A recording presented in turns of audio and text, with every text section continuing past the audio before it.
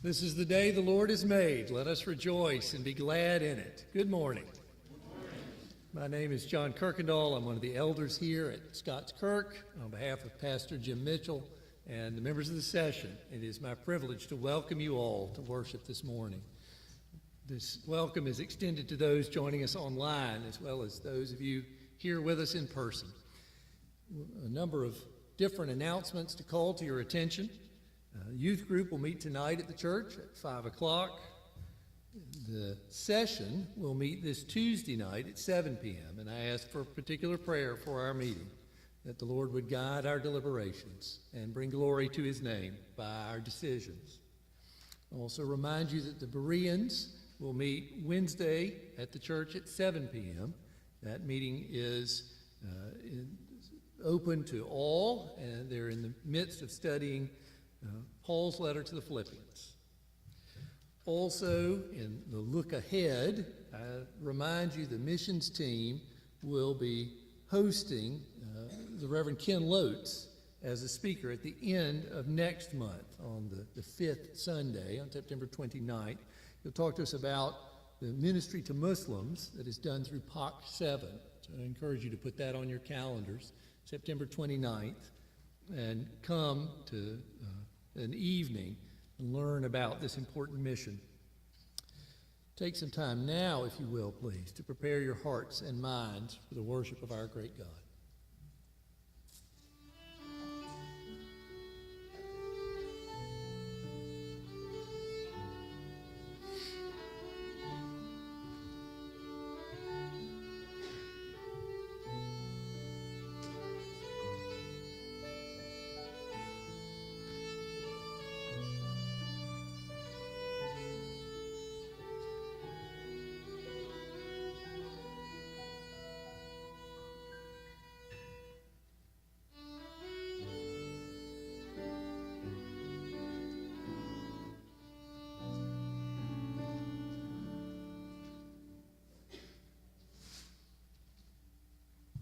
Our call to worship this morning comes from the vision which John, the apostle, received on the island of Patmos of that great day of the Lord.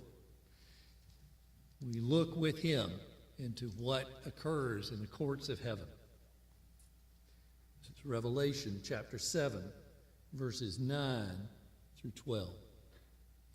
After this I looked, and behold, a great multitude that no one could number, from every nation, from all tribes and peoples and languages, standing before the throne and before the Lamb, clothed in white robes with palm branches in their hands, and crying out with a loud voice, "Salvation belongs to our God who sits on the throne and to the Lamb."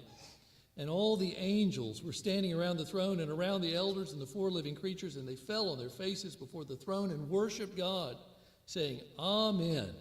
Blessing and glory and wisdom and thanksgiving and honor and power and might be to our God forever and ever. Amen." Let us now stand before this glorious God and join with angel choirs in praising him. We'll use the Trinity hymnal, number 165, "Ye servants of God, your master proclaim." Please stand with me.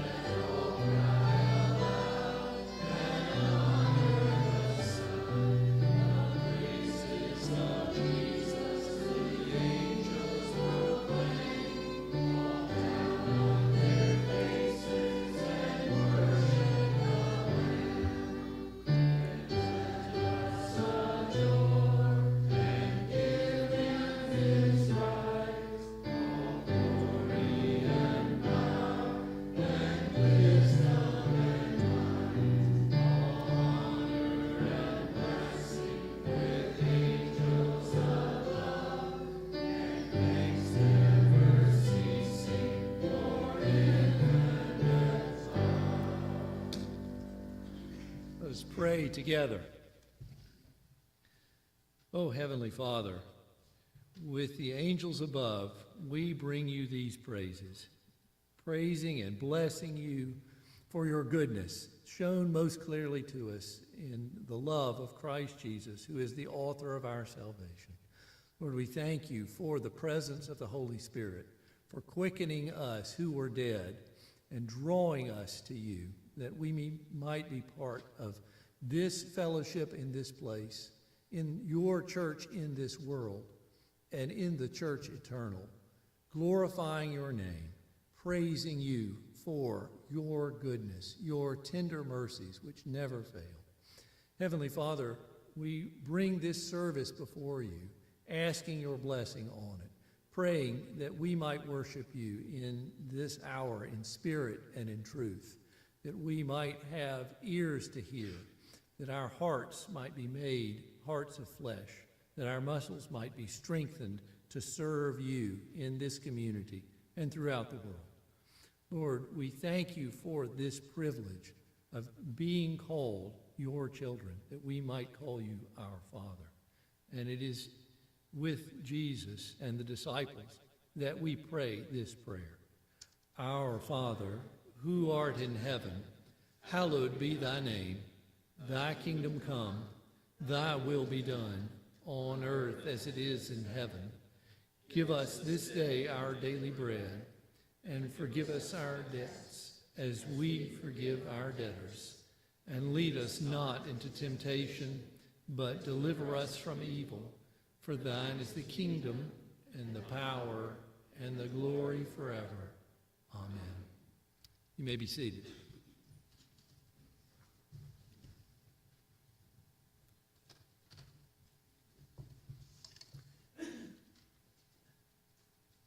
We who are not holy in and of ourselves serve a holy God, and it is right and fitting to come before him this day and confess our sins.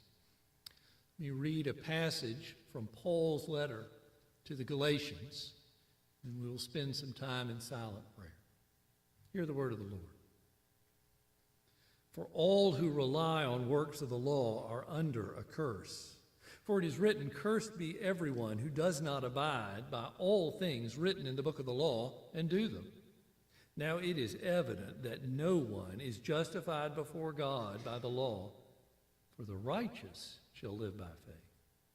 But the law is not of faith. Rather, the one who does not live by them, who does them shall live by them. Christ redeemed us from the curse of the law by becoming a curse for us.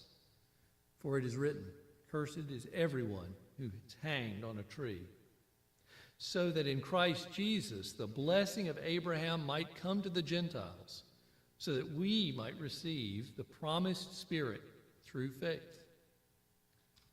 Let's take some time now to confess our sins before Almighty God.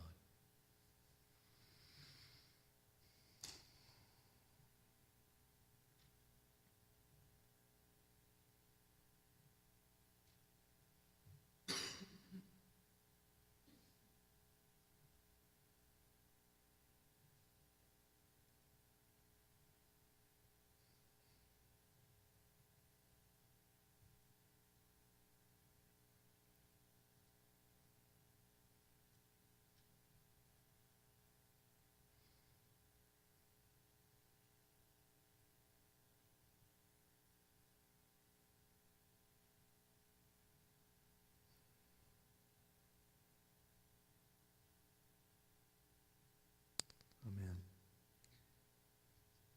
God reminds us through David that it is a broken and a contrite heart that is the best sacrifice. He will not despise it. Hear now the assurance of pardon from the Gospel of John. For God so loved the world that he gave his only Son, that whoever believes in him should not perish, but have eternal life. For God did not send his Son into the world to condemn the world, but in order that the world might be saved through him. Amen. Please stand now for the confession of faith, one of the historic creeds of the church to which we can put no date, but it is attributed to the apostles themselves, the Apostles' Creed. Christians, in whom do you believe? I believe in God, the Father Almighty, the maker of heaven and earth. I believe in Jesus Christ, his only Son, our Lord, who was conceived by the Holy Spirit and born of the Virgin Mary. He suffered under Pontius Pilate, was crucified, died, and was buried. He descended into hell. The third day he rose again from the dead. He ascended into heaven and is seated at the right hand of God, the Father Almighty. From there he will come to judge the living and the dead. I believe in the Holy Spirit, the Holy Catholic Church, the communion of saints, the forgiveness of sins, the resurrection of the body, and the life everlasting. Amen. You may be seated. The children would like to come forward for the children's sermon with Elder Joel Reed.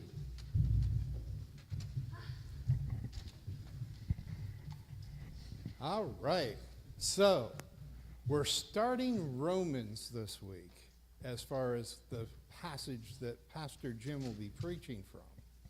What do you know about Romans? Romans was written by Paul, right? And what do we know about Paul?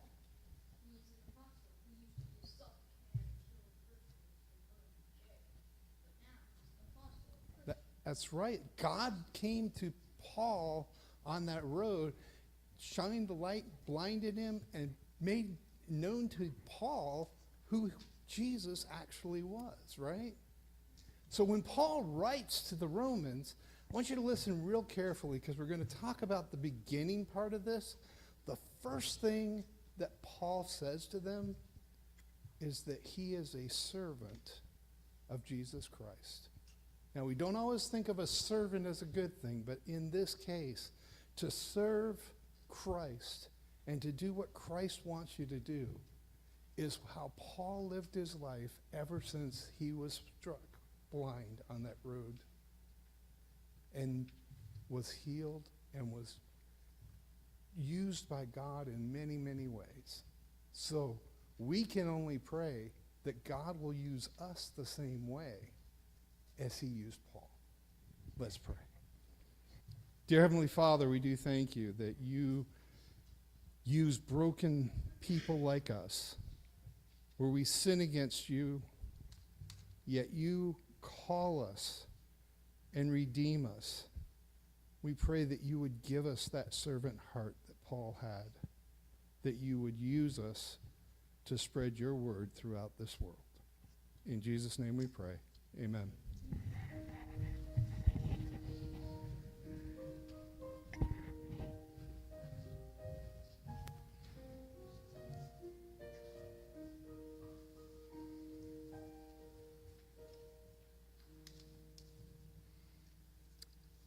The Old Testament reading this morning is the 132nd Psalm.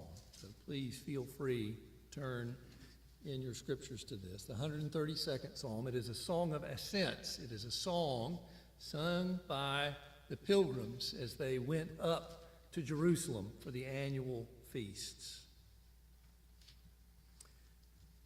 Hear now the word of the Lord recorded for us in this ancient psalm. Remember, O Lord, in David's favor, all the hardships he endured, how he swore to the Lord and vowed to the Mighty One of Jacob, I will not enter my house or get into my bed. I will not give sleep to my eyes or slumber to my eyelids until I find a place for the Lord, a dwelling place for the Mighty One of Jacob. Behold, we heard of it in Ephratah. We found it in the fields of Jaar. Let us go to his dwelling place. Let us worship at his footstool. Arise, O Lord, and go to your resting place, you in the ark of your might. Let your priests be clothed with righteousness. Let your saints shout for joy. For the sake of your servant David, do not turn away the face of your anointed one. The Lord swore to David a sure oath, from which he will not turn back. One of the sons of your body I will set on your throne. If your sons keep my covenant and my testimonies that I shall teach them, their sons also forever shall sit on your throne. For the Lord has chosen Zion. He has desired it for his dwelling place. This is my resting place forever. Here I will dwell, for I have desired it. I will abundantly bless her provisions. I will satisfy her poor with bread. Her priests I will clothe with salvation, and her saints will shout for joy. There I will make a horn to sprout for David. I have prepared a lamp for my anointed. His enemies I will clothe with shame, but on him his crown will shine. This is the word of the Lord.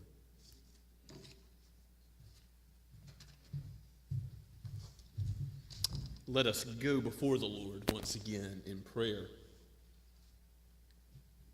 O gracious Heavenly Father, what a privilege it is to call upon you, to know that you dwell with your people, that you call us into your presence, not because of anything we have done, but because of the merits and the righteousness of your Son, the Lord Jesus Christ, the one mediator between God and man. O Holy Spirit, come and minister to us today. Use your word mightily in our lives. Do not allow us to leave as we have entered, but change us and conform us to be more like your Son. We pray, O Father, that you would shepherd your people, guide us and direct us in all of our ways. We pray for material things, for we know we can cast our cares upon you for all things in this life. But we also, Lord, lift up kingdom concerns, knowing that your kingdom is being built up in this world, and the day is coming where all things will be made new. We thank you for your steadfast love, for the defeat of the evil one, for the promise of a new heavens and a new earth where every tear will be wiped away. And we look forward to that as pilgrims going to a better land, asking for your love to be known to us, for your assurance of pardon, and for your Spirit to not only give us victory over the sins with which we currently struggle, but also to prepare us for heaven, to know you as our portion forever. O Lord, this is a beautiful inheritance that you have given us, to know you in the light of who you are and your being forever and ever. And even as the angels sing your praises unceasingly, that you are the one who was and is to come, so also let our lips sing of your greatness, of your many perfections today. It calls us, Lord, to be ever more grateful as we look into your word and behold wonderful things in it. It calls us to be ever more grateful for your gospel, your initiative, your saving love in it, that you would look down and have pity on sinners and not only rescue us from our sin, but make us sons and daughters of the Most High. Give us comfort and peace in that adoption that we share. O Lord, be with those in this congregation that are struggling with that assurance of pardon and of knowledge that they belong to you. Give that to them, that they may live in confidence. Lord, bless the children of this church, that they may grow in the grace and knowledge of you, O Lord Jesus. And bless the youth as they meet tonight, as they are ministered to in Von Clarken this fall. We pray for the speaker, for Mackie Smith, as he will bring the gospel to bear at that retreat. We pray that it would affect many lives, not only of our own youth group, but of all those in North and South Carolina and Georgia who will attend. May your word be powerful to do as we ask today, Lord. You would convert those who have not yet trusted in Christ. And we also pray for this retreat that you would not only convert, but also sanctify your people in the truth. Continue to make us more like the Lord Jesus. We pray for those who have material needs, physical needs, for those who are unable to be with us this morning, whether due to illness or travel. Lord, we make plans to go from one place to another, but we know that this only comes about if you are willing. So we look to you and ask for safety from your hand, knowing that you are good and you do good for your people. Lord, we thank you for the many gifts and talents that you have bestowed on Scots Kirk and for the various ministry teams and their zeal to see your kingdom worked out here in Somerville, for the lost to be made aware of the goodness of the gospel through our interactions with them. We pray, Lord, that you would bless each one of the members of this body, that we might be one in unity, walk in Christian love with one another, and humbly walk with you, our God, so that we are not in any way competitive or looking for human praise, but looking to please you and seeking your glory in all things. We thank you, Father, that you have given so many the gifts of music and song and hospitality and teaching and service in our midst. We thank you, Father, that you have been so gracious to this body and continue to raise up those who will serve as elders and deacons, as officers of the church, to care for the material and spiritual needs of it. We thank you for those men who currently serve.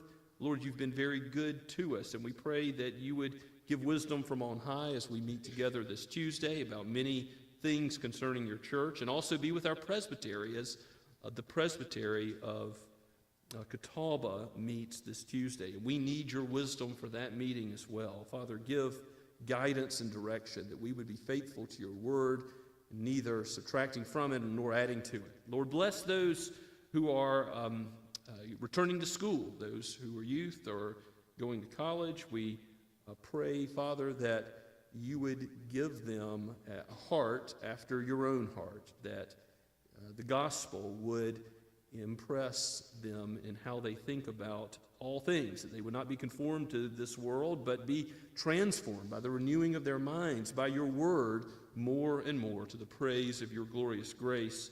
Lord, we pray for our intern, Don Walker, and pray that you would strengthen him as he begins seminary at RTS through the virtual classes that he is taking, and as he begins work here at Scots Kirk in various ways. We pray that you would guide and direct his steps. Bless him and Jen and Samuel. We ask all this for your name's sake. Lord, we do continue to pray that you would raise up from among our own number those who would go to the mission field and give up many comforts of home and be willing to sacrifice much for the sake of your name and for the gospel going forward before every nation, tongue, and tribe. And we do thank you how technology makes it possible to minister to Muslims both in the United States and in various ways all the way around the world. We pray for Ken Lotes as he visits with us and speaks with us about POC7 and that ministry through media to Muslims, that it would be effective. We pray, and Lord, we pray that you would call us to be partners in a way that we can with that ministry. We thank you for the ministry to international students the Andes have right here in Columbia. We pray for the Robolos stateside as well. We know that many of our neighbors are caught in false worldviews, and we pray for wisdom to give a reason for the hope that is within us, both with humility and respect, even as we communicate the authoritative and absolute truth of the gospel, our own sinfulness and need for a Savior with our neighbors. Lord, may it be done with Christian love and hospitality overflowing, and may they see in our love for one another that you have loved us by sending your Son. We pray, O Lord Jesus, that you as the great King and head of the church would minister to us, for we need nothing less. We need not stones but bread, the bread of life in your word. So feed us today. By faith, strengthen us for our walk with you all the way unto the end, until you shall take us home to be with you forever. For we pray this in your faithful name, in the name of Christ. Amen. Let us continue to praise the Lord now as we sing from the Trinity hymnal once again, number 170, of Jesus himself, Fairest Lord Jesus.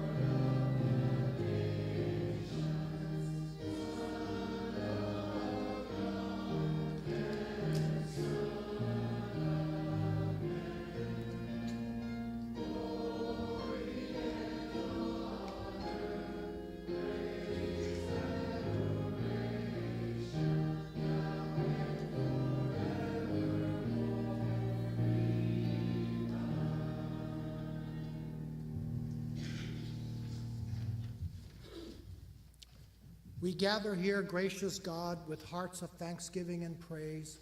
We give thanks for all the gifts with which you have blessed us, for the created world in which we live, for family and friends with whom we share our lives, for food and shelter, for all those things that make life abundant. We offer our thanks and praise. We gather here, merciful God, with hearts that ache for the pain in the world, and so we offer prayers for those who find life to be challenging and difficult this day, those who worry about the health or the health of a loved one, those who live in places where peace and justice are known by their absence rather than their presence. May all who struggle in life know that they are not alone, that they are held in a love that will never let them go. Thank you, Lord, for your mercy and for your faithful compassion. Amen.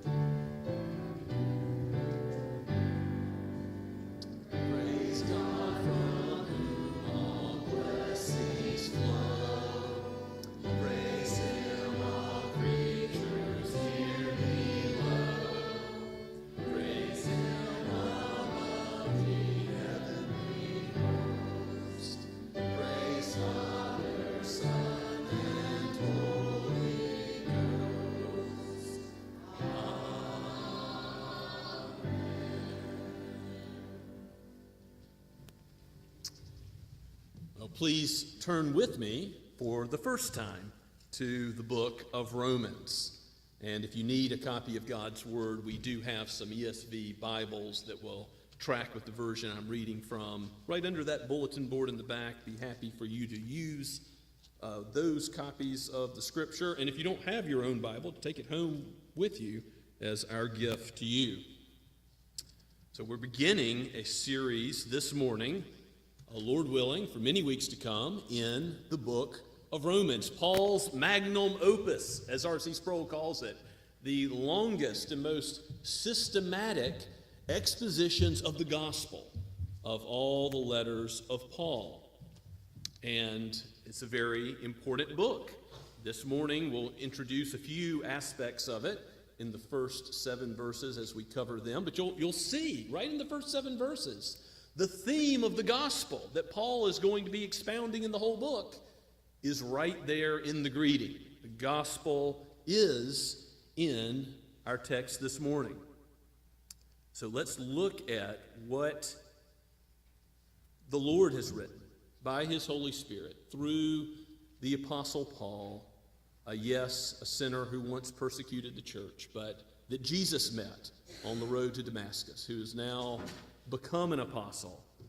He goes to the Gentiles, but he ministers to Jew and Greek alike as he writes this book to Rome, and God, by his Spirit, writes it to us.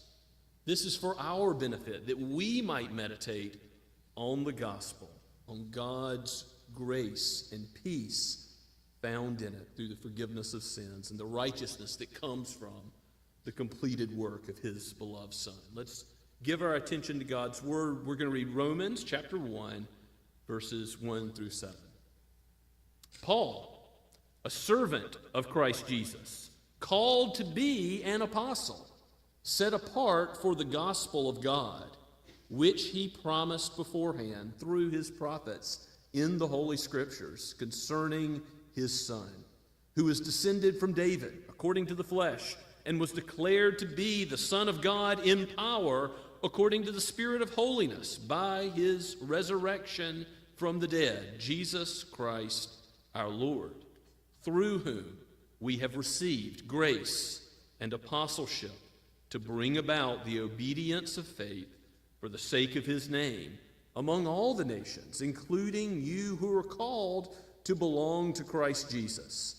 To all those in Rome who are loved by God and called to be saints, grace to you and peace from God our Father and the Lord Jesus Christ. Let's pray together and ask for God's help. O Spirit of God, it is your glorious task to open our eyes to understand the truth. If you are not operative in us now, we will miss the wonders of your word. And Lord, we pray that you would not only aid others, but aid ourselves, each one in the hearing of this text, that you would impress upon us its authority, its truth, and also the demands it places upon our lives to live as becomes your disciples, O Lord Jesus. Be our King and our ruler, and the one who leads us all the way home. For we pray in your name. Amen. Well, the book of Romans is obviously to Rome, but the Apostle Paul has never visited the Roman church. In fact, in the book of Acts, the Roman church is not mentioned. So we see Peter preaching on the day of Pentecost, and many of those who were hearing his sermon in Acts chapter 2 may well have gone to their various homes in different lands, and some of them would have been in Rome. There's no evidence that Peter is the founder of the church in Rome. Sorry, Roman Catholics who see him to be the first pope of Rome. Not the case. But there's also no evidence that Paul founded the church in Rome. We know that there are believers there. We know there are Jews and Gentiles there, and commentators have arguments about, are there more Jews or are there more Gentiles? But Rome is an important city. There's both, we know. And you'll see in the book of Romans, as you go through it, that Paul addresses certain parts of his epistle to Jewish believers, explicitly, clearly to Jews, and then other parts explicitly to Gentiles. So I think probably it's more Gentiles, but it doesn't really matter. There's many of both, and the epistle is given ultimately to us. That's the real takeaway, that this is something that systematically lays out the gospel and exhorts with the gospel, correcting errors about the gospel that people have. And there's going to be some who hear the teaching of free grace in what Paul lays out in the book of Romans, and they say, well, if Jesus just forgives all our sins, can we live however we want? Just keep on sinning? Paul's going to explicitly address that. There's people who are going to say, well, isn't Israel God's chosen? And Paul's going to say, well, what about Israel? Romans chapter 9, and address the hard truths of election there. But through the whole book, it's laying out the gospel systematically. First, Paul starts with our need. Yes, in the first half of chapter 1, he's going to talk about the gospel being the power of God to salvation. He's not ashamed of it. He's going to proclaim it boldly to all people, to every nation, tongue, and tribe. And the theme verses are found in verses 16 and 17, which, Lord willing, we'll cover next week. But then after that, in the rest of chapter 1 and on down through the halfway point of the third chapter, Paul is going to argue that all have sinned and fallen short of God's glory. There's a gospel need. We need a Savior because we deserve God's wrath. We are sinners, and the wages of our sin is death. And that's revealed in creation, that's revealed in God's law, it's revealed in our hearts. Paul's going to make the case that we need a righteousness that is outside of us. And in chapters 3 through 5, and by the way, I've given an outline of the book of Romans where I could crunch it into the bulletin here. on the announcement page if you want to look at the outline that I've written, but it's a fairly standard, simple outline. In chapters 3.5 to 5, you have justification by the righteousness of Christ. In other words, God giving his people a righteousness that comes from the work of Jesus, both forgiving our sins, taking away the evil works we have done, but also he lived a perfect life. So positively giving us his perfection in following the law of God. That wonder of justification is then what comes up in chapter 6 of, well, does it matter how we live? Yes, it does. God is going to talk about how the lordship of Christ in our life means sanctification in the truth.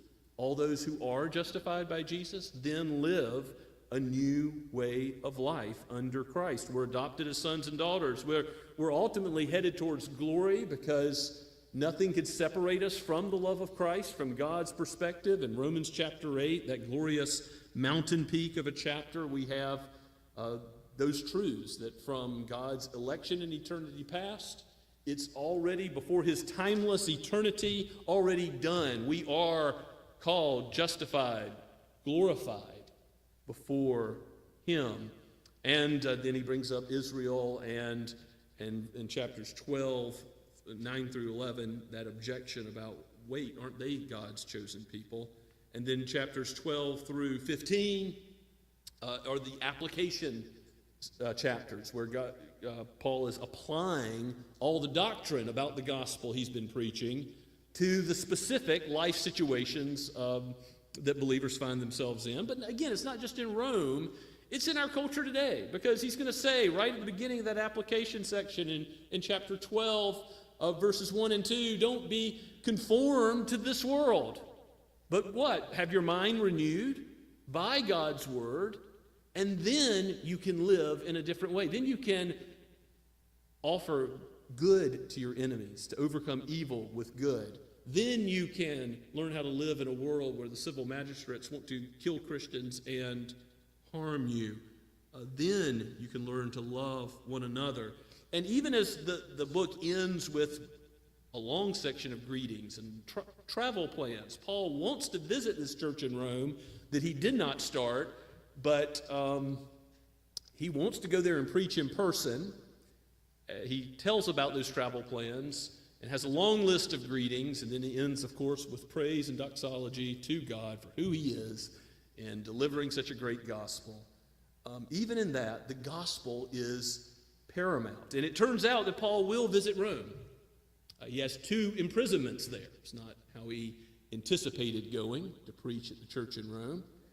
But in the second imprisonment, he is poured out as a drink offering. We read in 2 Timothy at the end of that book in chapter 4 that he is being poured out because he's about to die. He's about to be martyred in Rome as a Christian. Now, he is a Roman citizen. Paul the Apostle is a citizen of Rome by birth, and even in the broad kingdom, the Roman Empire, that's unusual. So the Apostle Paul was privileged, and of course he appeals to Caesar, you read in the book of Acts.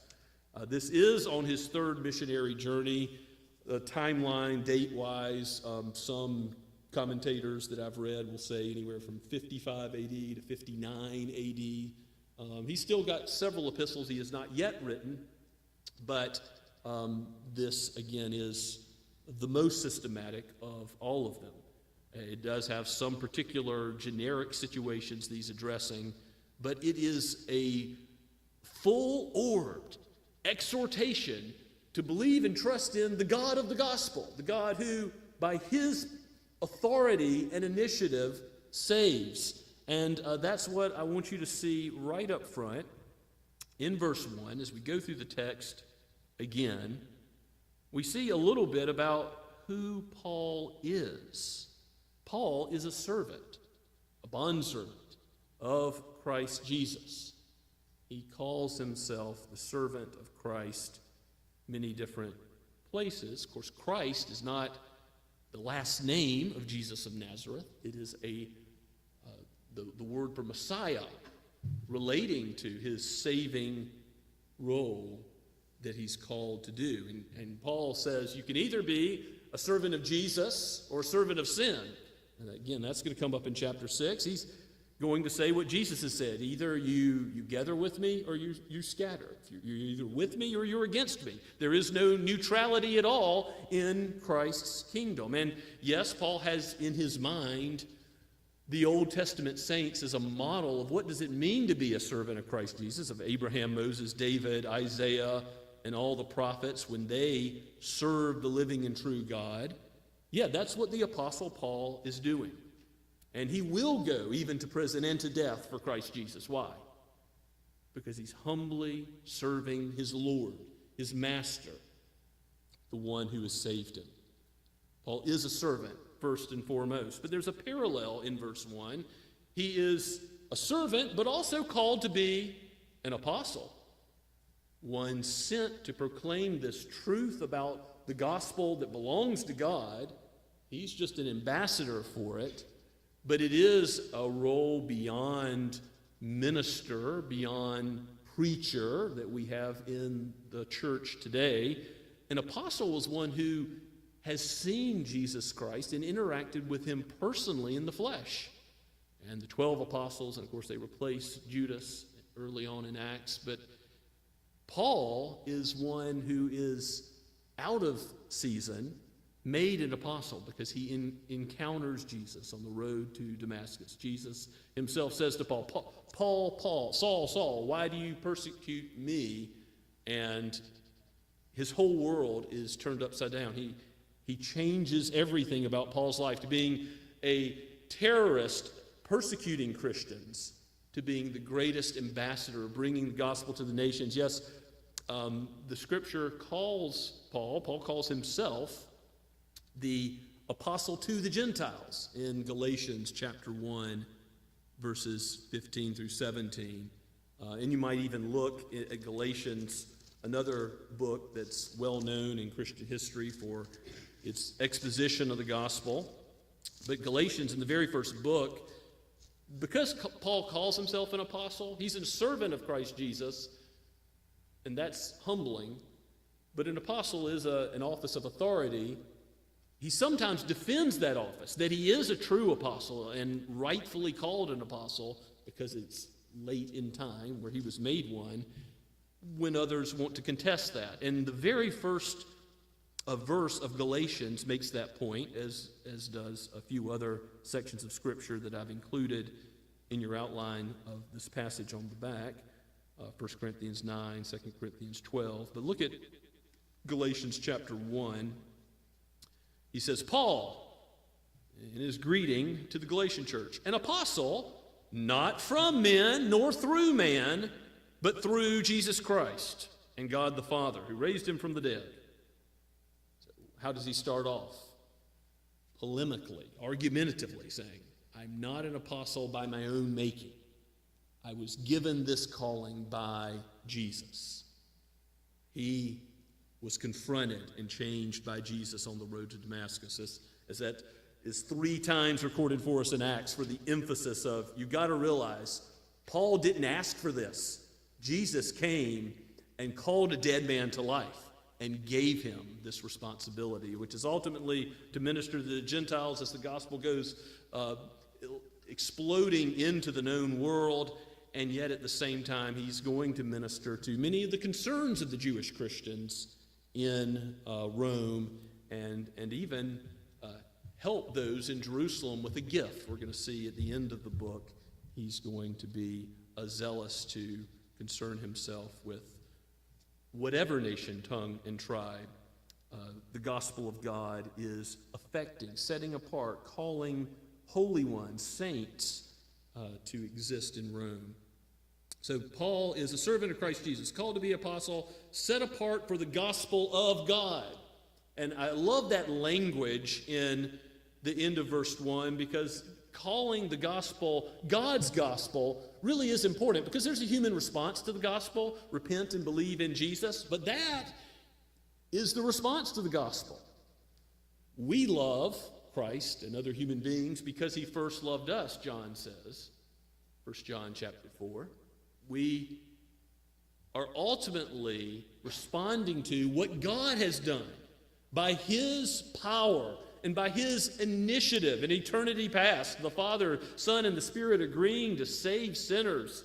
And ever since Genesis 3:15, working that plan out throughout the Old Testament, prophesying what points forward to the Messiah, to Christ Jesus, and then ultimately bringing Jesus into the world as the God-man who will be the sacrifice for sinners. So we can get a righteousness that is outside ourselves, right standing with God.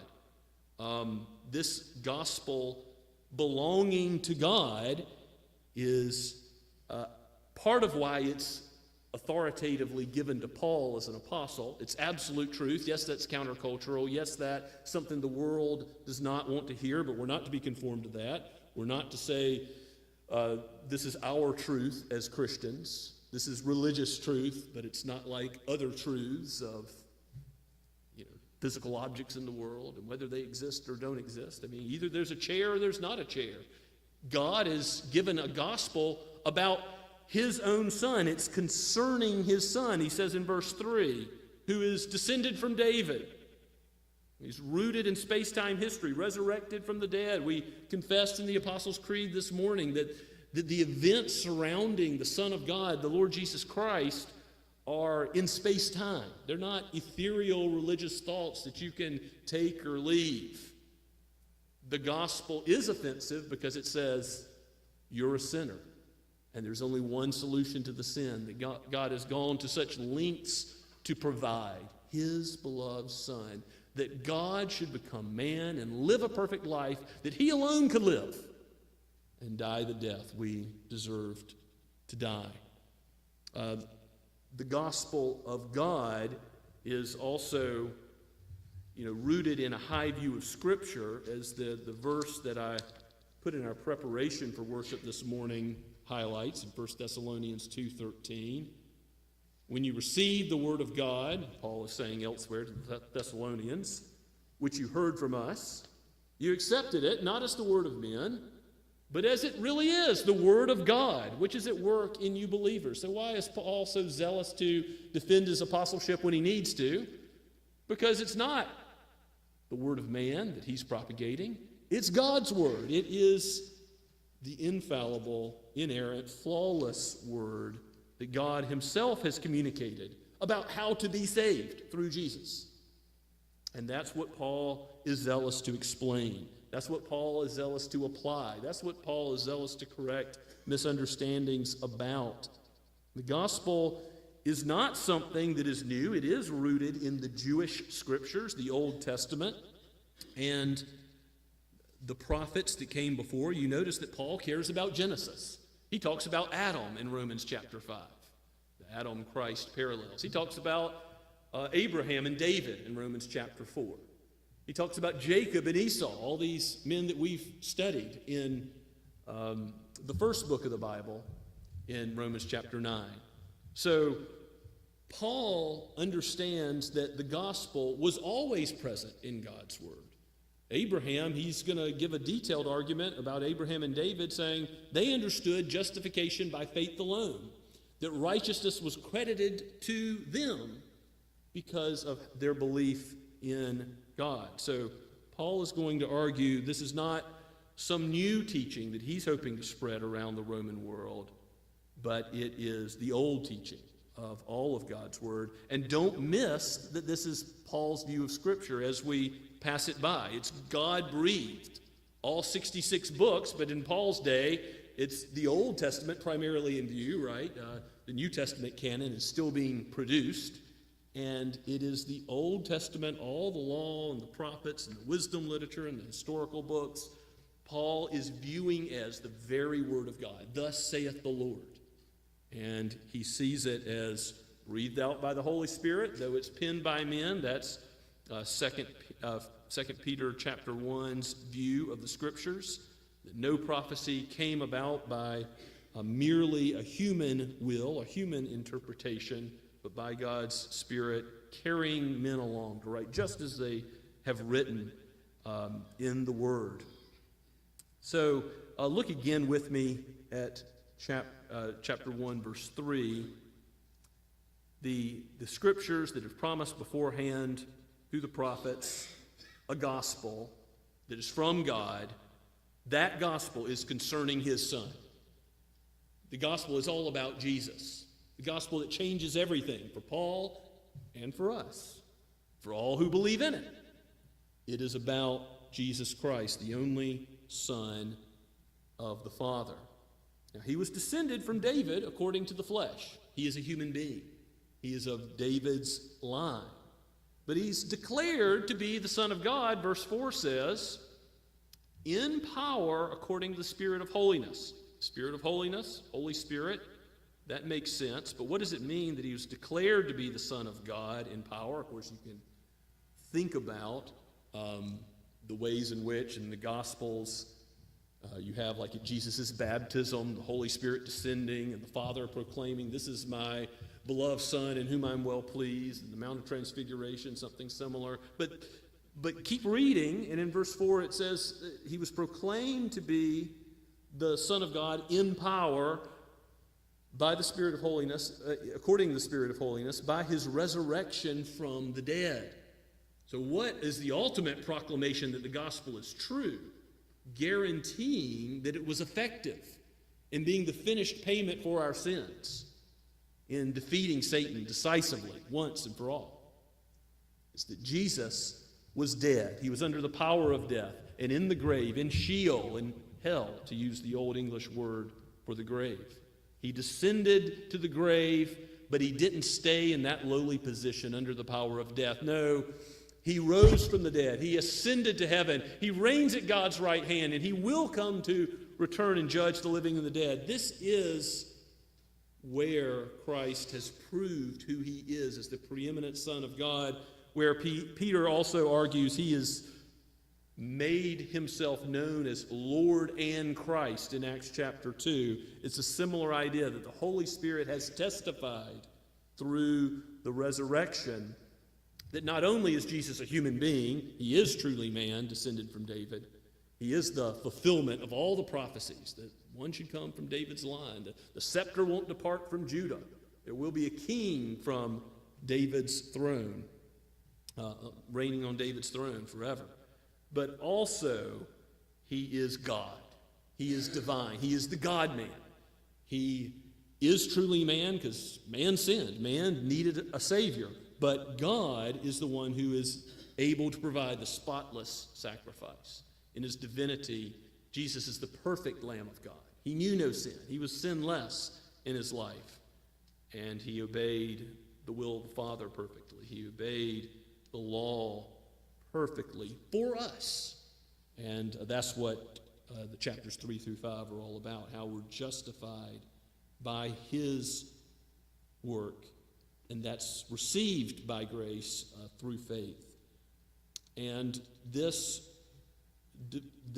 gospel concerning the Lord Jesus Christ, we go on to read through in verse 5 that it is through Jesus Christ our Lord, that Paul has already said he's a servant of, through whom we have received grace and apostleship.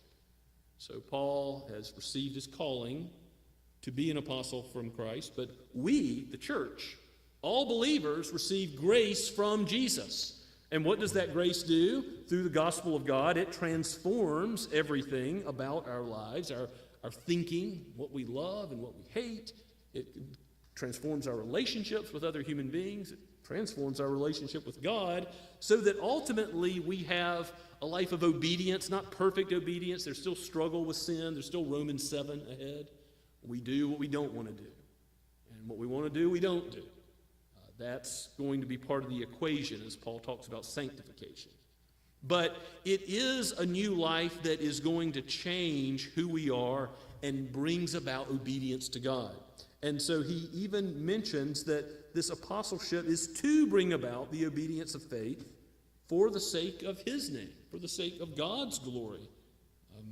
All things are ultimately for God's glory. Think about Westminster Shorter Catechism 1, or the famous Reformation slogan, Soli Deo Gloria. all to God's glory. Whatever we do, whether we eat, drink, we can do all things to God's glory, and we ought to. But salvation, the gospel saving people for an eternity with God, is not ultimately about human bliss, though it will be that. It will be perfect to be before God's presence forever and ever. That will be our portion, our everlasting inheritance, Psalm 16 says. But the best thing about the gospel of God saving us is it's for his name's sake. It glorifies and magnifies who he is in all his perfections. Paul will get into that in Romans 9, that part of how God displays his wrath and his love and his mercy is through his electing purpose, his choice to save. He didn't have to choose to save. That is how he decided he ought to display his love and mercy towards us and to redeem sinners who deserved death. The obedience of faith is for the Gentiles as well as the Jews. There's teaching about God's law, teaching about the guide for Christian living as Paul goes through the book of Romans. And ultimately, whether Jew or Gentile, verse 6 says, including you who are called to belong to Jesus Christ. If you're called to belong to Jesus Christ, then nothing can separate you from his love. He says in Romans chapter 8, that no human being, no angelic power, no demonic power, nothing can cause Christ to undie for you. Do you need assurance of pardon, of forgiveness? That you belong to Jesus now and forever? That you will make it all the way home? Then Romans is the book for you. This is a great epistle in that it emphasizes that this being God's gospel, he's taking care of all the means to apply it to our lives, to make sure we receive the benefits of it. He doesn't just cause Jesus to die for us and then leave it up to us whether or not his gospel will have any effect on human beings. No. He orchestrates from eternity past that he will call and justify and sanctify, glorify all of his children who are called. He calls sinners saints.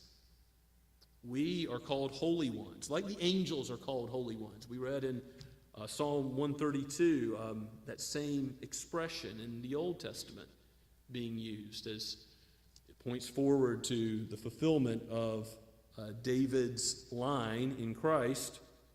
That psalm speaks of holy ones proclaiming his praise, and that's what we're called to do along with the holy angels, to be vessels of God's mercy. If you're called to belong to Jesus Christ, you are a saint. It's not just a position, again, sorry, Roman Catholics, reserved for a few super Christians. No, saints are every believer, everyone who knows Christ savingly. And he says that in verse 7. To all in Rome who were loved by God and called to be saints, that's saying everybody, Jews and Gentiles, you're a saint if you know Jesus. And here's the blessing he proclaims. So, of course, in our letters, we say who's signing it at the end. But in the ancient world, this is a typical opening. Paul says, here's who I am. Paul, an apostle, servant of Christ Jesus. And I'm sending it to, all in the first 7 verses, to Rome, to the saints there at this church in Rome. And here's the blessing, the greeting that he gives that is not just a nicety, it's not just a nice thing to say, a pleasantry. He says, grace to you and peace from God.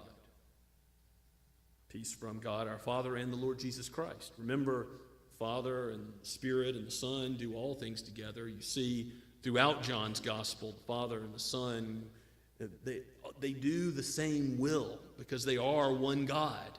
And the Spirit agrees. We see back in verse 4, the Spirit of holiness. Paul is Trinitarian. It's in the background of his thinking here.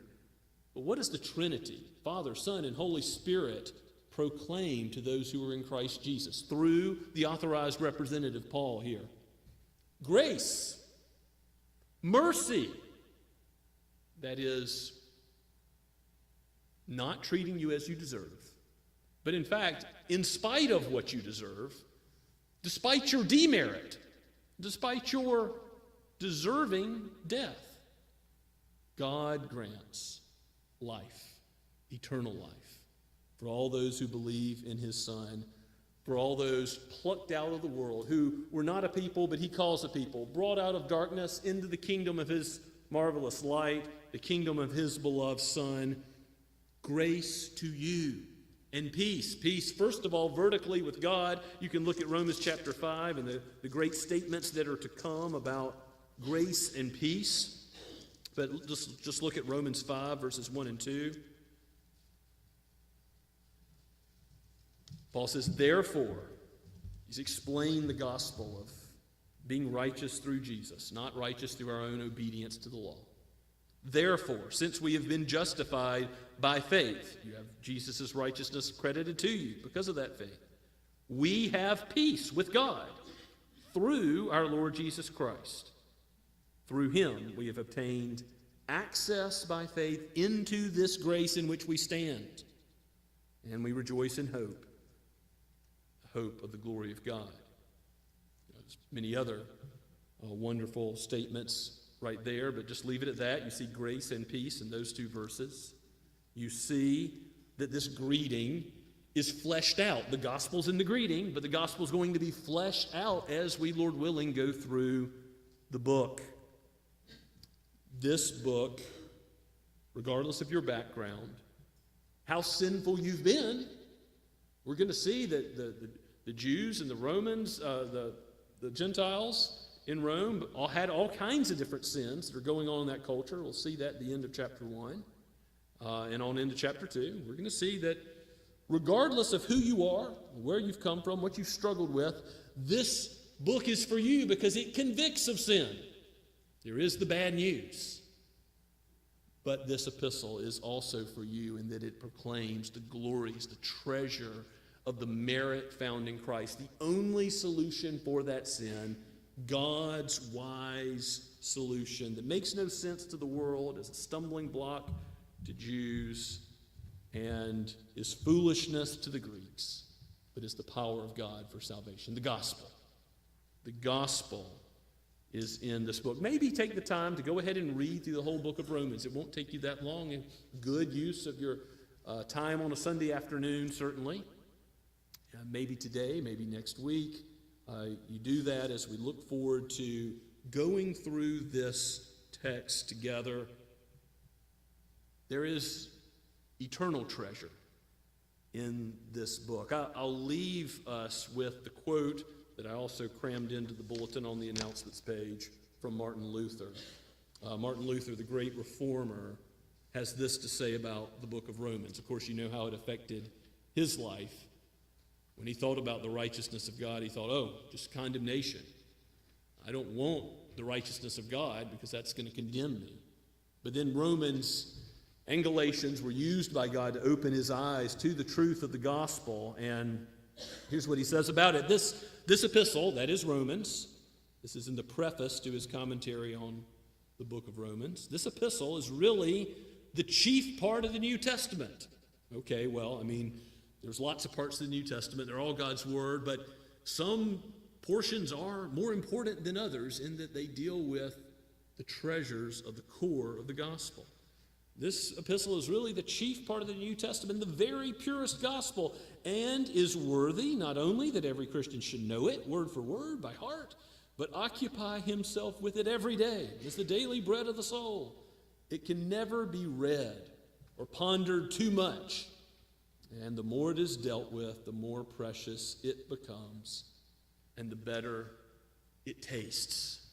Well, may the Lord cause this epistle, this book, to become more and more precious to us, that we would taste and see that the Lord is good in the gospel that he's given concerning his Son so graciously to us. Let's pray together. Father, we praise your name for your wisdom in giving Paul, in his human mind, the words to say, so that we would know this book of Romans, that we would have the outlines of your gospel presented in such glorious detail and such deep riches. Who knows the height or width or depth of this gospel but you, O God? For from you and through you and to you are all things. To your name be praise now and forever. Do a work in us that we would treasure your Savior, the Lord Jesus Christ, more and live according to his lordship ourselves. We pray this in Jesus' name. Amen. Let's give God praise now as we respond to his word and we sing together from the Blue Book, number 7, In Christ Alone, about the Son.